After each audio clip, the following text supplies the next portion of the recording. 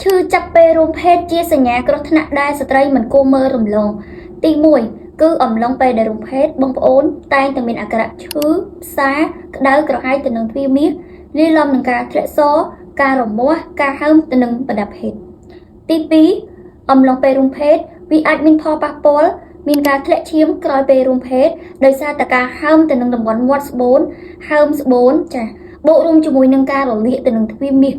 បញ្ហាទាំងអស់នេះបងប្អូនអត់គួរមើលរំលងទេព្រោះអ្នកគ្រូសង្កេតឃើញភាគច្រើនបងប្អូនស្ត្រីដែលគាត់មានបញ្ហាទាំងអស់នេះគឺគាត់ប៉ះពាល់ខ្លាំងបំផុតគឺទៅលើសុភមង្គលគ្រួសាររបស់គាត់ស្វាមីរបស់គាត់ចាប់ផ្ដើមមានបញ្ហា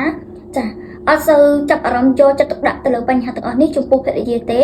ដៃគូម្នាក់ទៀតគាត់មានការឈឺចាប់មានការក្តៅឡើងហើមឡើងកុហកកាហាយទ្រាំឈឺទ្រាំពិបាករួមភេទទាំងដែលខ្លួនឯងមានបញ្ហាអញ្ចឹងវាជាសញ្ញាគ្រោះថ្នាក់មែនគ្រោះថ្នាក់បែបម៉េចបើបងប្អូននៅតែបន្តបែបហ្នឹងវាប៉ះពាល់ខ្លាំងធ្វើឲ្យទ្វារមាសបងប្អូនមានការឡើងរលាកឡើងហើមឬក៏កើតទៅជាជំងឺពងបែកទៅនឹងប្រដាប់ភេទដែលមានការរីករាលដាលឆ្លងទៅជាជំងឺកាមរោគចា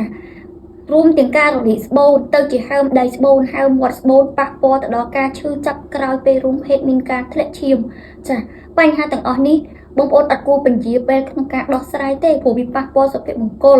ប៉ះពាល់ទៅដល់ការរួមដំណេកជាមួយនឹងដៃគូរបស់យើងអ្នកខ្លះឈានដល់ដំណាក់កាលបែកបាក់គ្រួសារ